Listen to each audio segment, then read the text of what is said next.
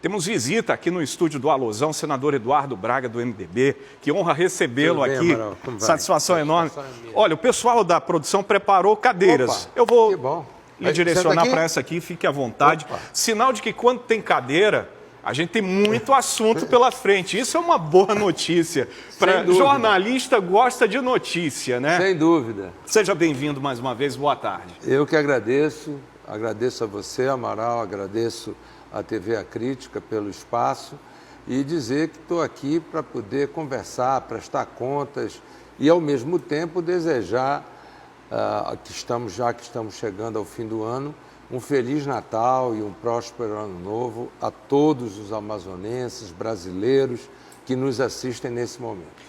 Senador, 2025 é um ano que a gente observa o senhor, especificamente, com uma pauta muito intensa. Uma pauta que envolve ações no interior do Estado, ações direcionadas a pautas importantes dentro da capital e essa ligação com Brasília no centro do poder, liberando recursos para ambos, tanto para Manaus, com investimentos de emenda, quanto para o interior do Estado. Mas eu queria destacar uma matéria que nós discutimos aqui ainda antes da votação, que foi a reforma da Previdência. Tivemos recentemente uma reunião do CAIS e a gente percebe por meio dessa... Reforma tributária. Reforma tributária, perdão. Reforma tributária. Tivemos recentemente uma reunião do CAIS que nos trouxe um certo alívio. Isso já é resultado da segurança jurídica da reforma tributária? Sem dúvida nenhuma. As últimas reuniões do CAIS e também do CODAN trazem esse indicador extremamente favorável à segurança jurídica e à perspectiva de novos investimentos. Há 2 semanas atrás, Amaral, eu visitei uma nova fábrica que está em construção aqui em Manaus, que será a maior fábrica de pneus de bicicleta e de motocicleta do Brasil. Vai produzir por mês 1 milhão de pneus de motocicletas e 1 milhão de pneus de bicicleta. Um investimento de 500 milhões de reais e de capital nacional, o que é mais importante dizer. A fábrica de medicamentos que existe aqui no Amazonas, que é da EMS, ela está duplicando o tamanho da fábrica. Ela já é a maior fábrica de medicamentos genéricos do Brasil e passará a ser a maior fábrica da América Latina com essa área de expansão. A Inova, que é uma fábrica de petroquímica aqui na cidade de Manaus, fica ali, logo na saída do Aeroclube, está lá Inova, está dobrando de tamanho, está criando mais 2 linhas de produção no investimento de mais de 600 milhões de reais.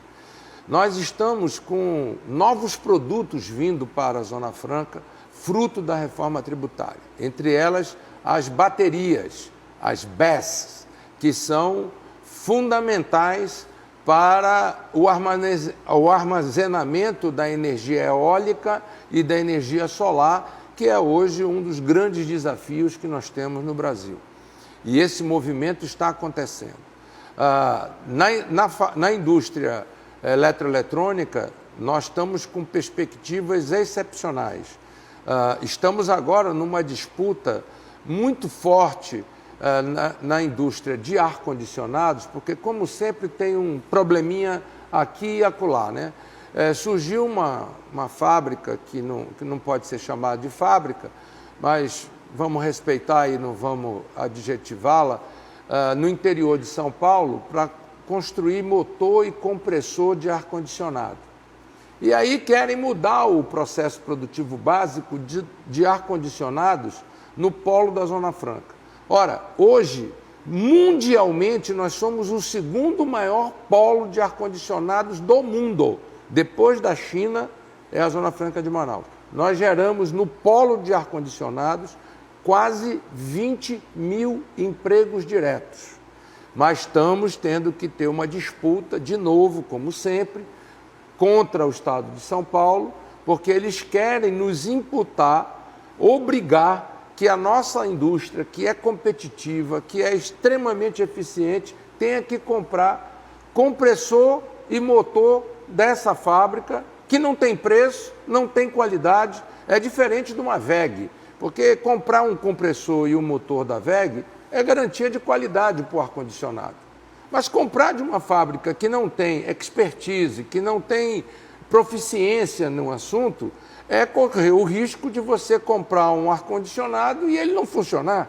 E isso desmoralizar o polo industrial de Manaus. Mas, com tudo isso, nós estamos avançando. Recorde na indústria de duas rodas, com motocicletas, vendendo como nunca se vendeu, produzindo como nunca se produziu no Amazonas. As bicicletas de alta tecnologia, de alta performance, de igual modo, andando muito bem. A indústria de componentes eletrônicos também indo muito bem. Em suma, nós estamos num momento muito positivo da Zona Franca industrial e não podemos esquecer que nós estamos vivendo um momento positivo no varejo, na indústria do comércio e de serviços na Zona Franca de Manaus.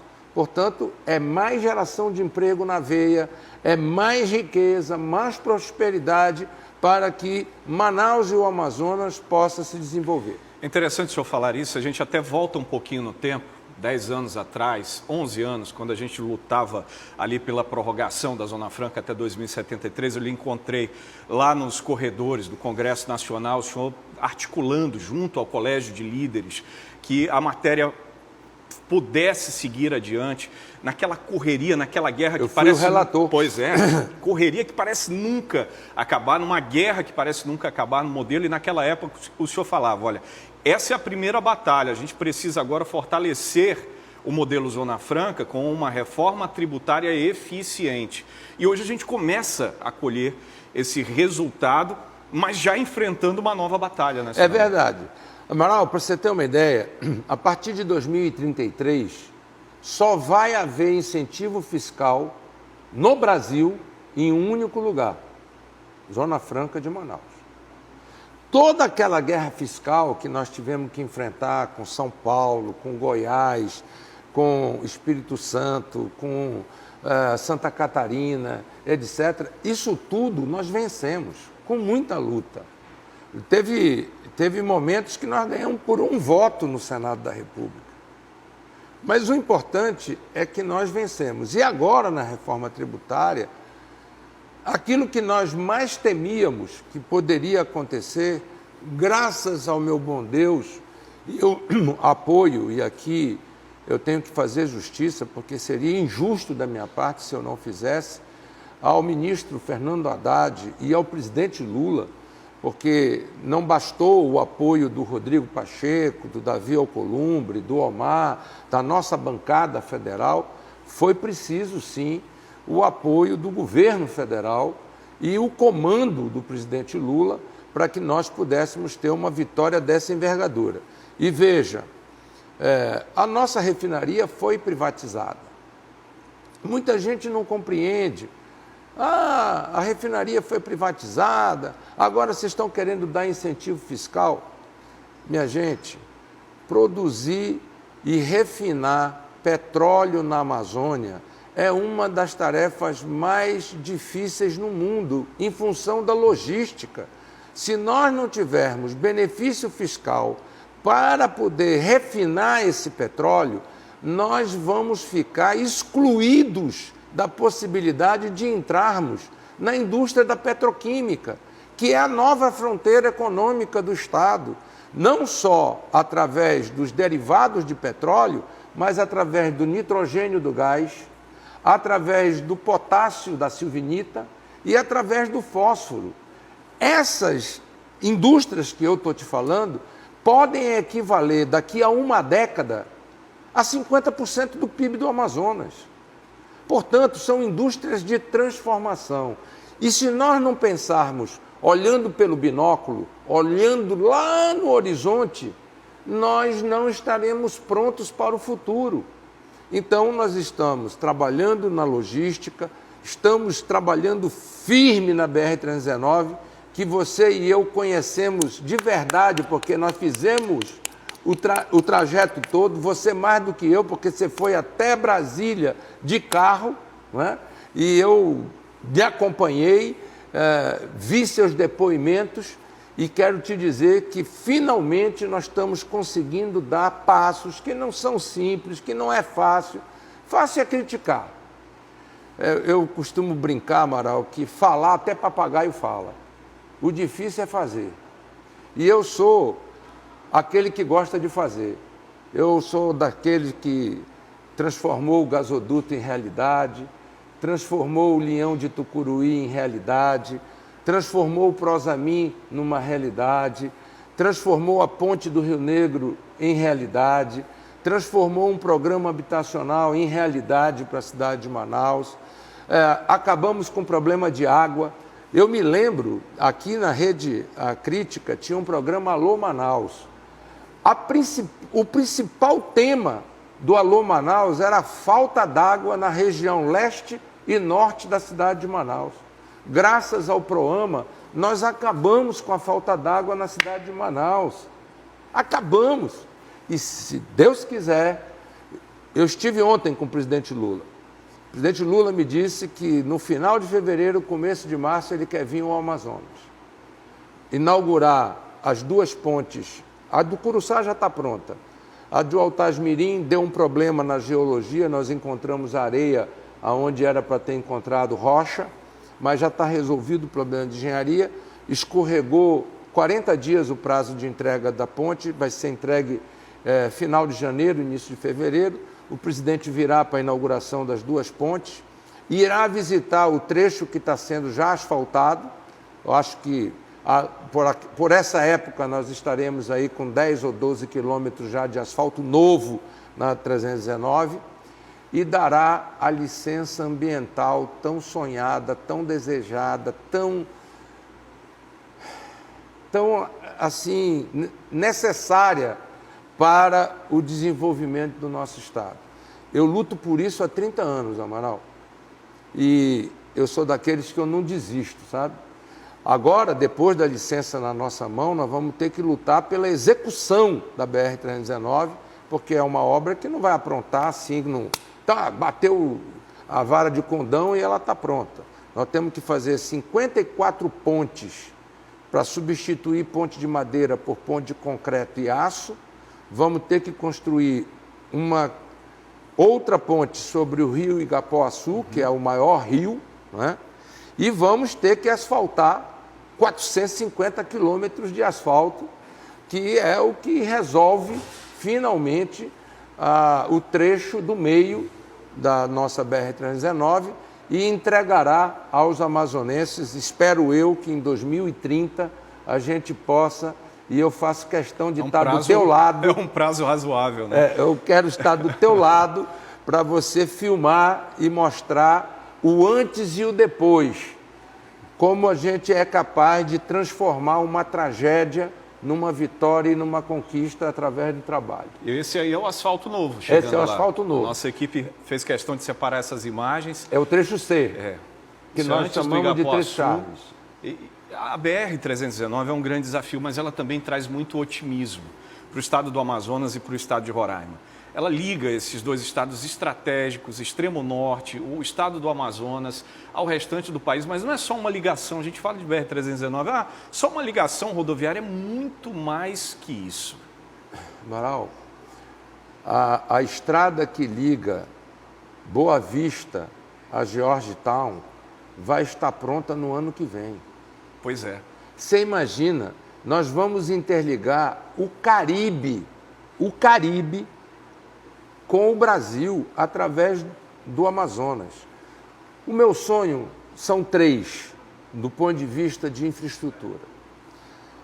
Interligar o Caribe ao Brasil por Manaus, interligar o Oceano Pacífico ao Oceano Atlântico por Manaus, no eixo Amazonas, com o Porto de Xancai e o Porto do Sul da Colômbia. Nós encurtaremos a distância entre a Zona Franca de Manaus e a China em mais de 14 dias. Imagina quanto vai ficar mais barato a televisão, o computador, o iPhone, todos os implementos que nós e componentes que nós precisamos da China. Isso cria um corredor logístico impressionante. Nós também. passaremos a ser o concorrente do canal do Panamá. Exato. Esse é o meu segundo sonho. E o meu terceiro sonho, e por isso eu quero continuar na vida pública, se for da vontade de Deus e do povo que nos assiste, meu terceiro sonho é trazer o linhão de Santo Antônio em Giral, no estado de Rondônia, até Manaus, porque aí nós criamos a redundância elétrica para a cidade de Manaus. Pela 319. Pela 319. Sabe o que isso significa, Amaral? A entrada do Amazonas na disputa da indústria 5.0, que é data center. O insumo para fabricar data center são dois. Água, nós somos a maior bacia hidrográfica de água doce do planeta, então Deus nos deu. E o segundo insumo, qual é? Energia. E energia de 7 por 24, ou seja, 24 horas durante 7 dias. Não pode faltar energia. Então, se você tiver um sistema redundante de energia firme, você tem vantagem comparativa. Então, vamos lá. O Ceará quer levar energia, um polo de data center para dentro da ZPE deles, lá no Ceará. Mas eles querem fazer isso com energia eólica e solar. Ela não é firme. Eles vão ter que botar bateria para poder transformar ela em energia firme. Nós não. Com termoelétrica do gás e com hidrelétrica, a nossa energia é firme. E nós temos a redundância de matriz, porque nós vamos ter a hidrelétrica Tucuruí, Belo Monte, Santo Antônio e Giral, e nós vamos ter as térmicas elétricas produzidas com o nosso gás de Urucu e do Azulão. Ou seja, nós temos tudo para ser... A competitividade e a redução de custo. A redução de custo e os incentivos fiscais da Zona Franca de Manaus. Nós seremos imbatíveis. Eu sou otimista em relação ao nosso futuro, porque eu enxergo essas coisas de uma maneira diferenciada, compreende? Agora nós conseguimos uma vitória, Amaral, que eu reputo muito importante. Porque não adianta eu estar falando no novo porto da Manaus Moderna, no asfaltamento da BR-319, no linhão Porto Velho Manaus, no linhão Manaus Boa Vista, se eu não falar em ciência e tecnologia. Na vinda do presidente Lula, uma das agendas dele vai ser o anúncio do Instituto de Pesquisa do IME no Amazonas. Sabe o que significa isso? O Instituto Militar de Engenharia, que é uma das duas melhores escolas de engenharia do Brasil, tem o ITA e tem o IME, vai estar aqui formando pós-graduação, doutorado e mestrado em ciência de tecnologia voltada para o uso da floresta e para o monitoramento da floresta. Então, nós vamos ter tecnologia de enxame de drone para poder vigiar as nossas fronteiras, para acabar com a entrada da droga pelo nosso estado. Nós vamos ter enxame de drone para poder fazer o monitoramento da BR-319. Nós vamos pegar uma escola do município de Itacoatiara e do primeiro ano do ensino fundamental ao último ano do ensino fundamental, o IME vai fazer formação continuada dos professores e reforço em contraturno para os alunos dessa escola pública. Se esse modelo funcionar, nós vamos tirar o Amazonas do último lugar do Enem. Eu entreguei no 10º lugar. Nós estamos em último lugar no Enem. Educação estratégica. Então, inovação, ciência, tecnologia, qualidade. Nós criamos a FAPEAM para formar recursos humanos. Lamentavelmente, não estamos formando com a competência necessária. Mas eu tenho esperança, porque na democracia é assim mesmo, e eu sou um otimista, minha mãe era fator RH negativo, A minha irmã, imediatamente anterior a mim, morreu no parto. Eu nasci, eu estou aqui, vivo, lutando, querendo fazer, me emocionando ainda sobre as coisas e sonhando, porque não faz quem não sonha. Senador, nós falamos de grandes obras, né, e de ações também do ponto de vista legislativo que hoje ecoam no nosso modelo Zona Franca de Manaus, mas eu queria falar de questões mais urgentes e imediatas à população de Manaus e também do interior do estado e questões que o senhor tem intensamente atuado. E eu não falo isso para simplesmente entregar o mérito, porque se eu fizesse já seria correto, mas eu falo isso pela destinação muito coerente daquilo que o senhor tem em recursos de emendas para atuar em áreas muito sensíveis da cidade de Manaus. E aí eu queria entrar em um ponto, que são as áreas de risco. E eu vi que o senhor tem destinado uma parcela de emendas importantes para atuar nessas áreas de encostas na cidade de Manaus, em pontos muito vulneráveis. Mauazinho, Jorge Teixeira, Gilberto Mestrinho, Nova Cidade, Cidade Nova, encostas que, historicamente, desabrigam e trazem muito prejuízo quando não subtraem a vida precocemente de pessoas em situação de vulnerabilidade. Como aconteceu no Pingo d'Água. E que, veja, aconteceu alguns anos atrás e nós não conseguimos fazer nada até hoje. Graças a Deus, eu consegui 67 milhões de reais e ou nessa semana ou na próxima, a Prefeitura de Manaus vai dar ordem de serviço e nós vamos começar a trabalhar nessas 13 encostas, inclusive no Pingo d'Água, onde 4 crianças e 4 adultos morreram, não porque quiseram. E ninguém mora, eu sempre disse isso, Amaral, ninguém mora dentro do Igarapé porque gosta de morar dentro do Igarapé. É porque não tem alternativa. O Prosamin provou isso. Ninguém mora numa área de risco porque quer morar numa área de risco. Mora porque não tem alternativa.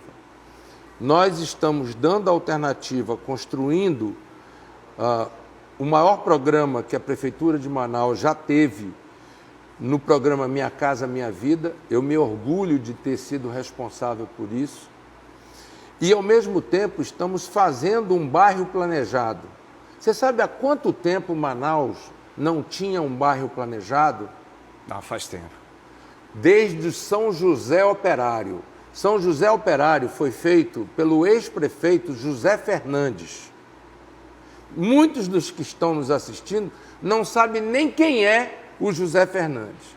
José Fernandes foi prefeito da cidade de Manaus lá no final dos anos 80, início dos anos 90, e lá ele construiu o último bairro planejado da cidade de Manaus, que foi o São José Operário. O resto tudo foi invasão. E aí veio, antes do São José Operário, o início da Cidade Nova, e depois eu e o Amazonino fizemos a nova cidade. Agora nós vamos fazer um bairro planejado, e eu aqui quero agradecer ao prefeito Davi, porque está colocando o nome da minha mãe. A minha mãe é falecida, tem 10 anos agora, no dia 21 de dezembro ela fará 10 anos de falecida, e se Deus quiser, mais tardar até o ano que vem, o bairro Doroteia Braga estará pronto, e ali serão mais de 3.000 lotes que serão dados, com infraestrutura de asfalto, de água, de esgoto, de iluminação, para a população poder construir a sua casa. E tem uma linha de financiamento que o governo criou, junto à Caixa Econômica, que essas pessoas podem ganhar o lote, ir na Caixa e financiar a sua casa.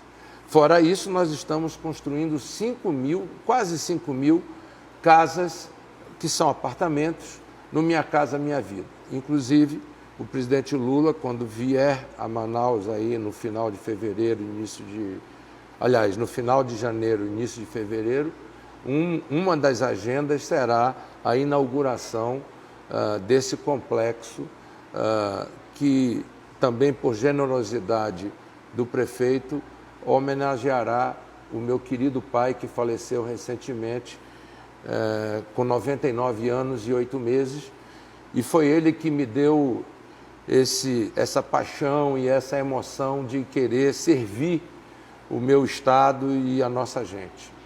Senador, preciso agradecer sua participação aqui.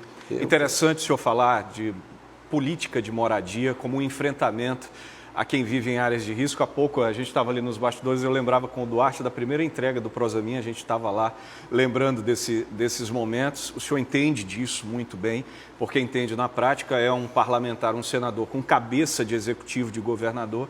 Isso faz muita diferença no momento em que destina as emendas parlamentares e articula também a liberação de recursos para o Estado do Amazonas, onde realmente a gente precisa que isso seja direcionado. E nessa ação articulada, coordenada com a Prefeitura de Manaus, faz um dos maiores programas de habitação da cidade de Manaus e com a entrega do tão esperado loteamento popular, que quebra, né, esse crescimento desordenado, né, da cidade de Manaus, com ocupações irregulares e com geração de novas áreas de risco. Eu agradeço muito sua participação aqui. Eu só queria, se você me permitir, 30 segundos para dizer o seguinte. Saúde pública talvez seja um dos maiores desafios, um dos maiores problemas no estado do Amazonas. Essa fila do X-Reg é desumana. Nós colocamos no interior do estado 800 milhões de reais em saúde pública e na capital 300 milhões de reais. Aqui pertinho da TV A Crítica, aqui no bairro do Aleixo, nós estamos construindo uma UBS tipo 4, porque, por incrível que pareça, o bairro do Aleixo, aonde está localizada a TV A Crítica, a Rede Amazônica e todo o potencial de comunicação, não tinha uma unidade de saúde. E a outra é lá no Campos Sales que nós estamos fazendo. Fora as 45 UBSs fluviais que nós construímos no interior. Isso é para dizer que, com gestão, com vontade política, é possível, sim, garantir a melhoria da saúde pública na cidade de Manaus e no estado do Amazonas. Dinheiro tem, o que falta é gestão e compromisso nessa área. Segurança pública.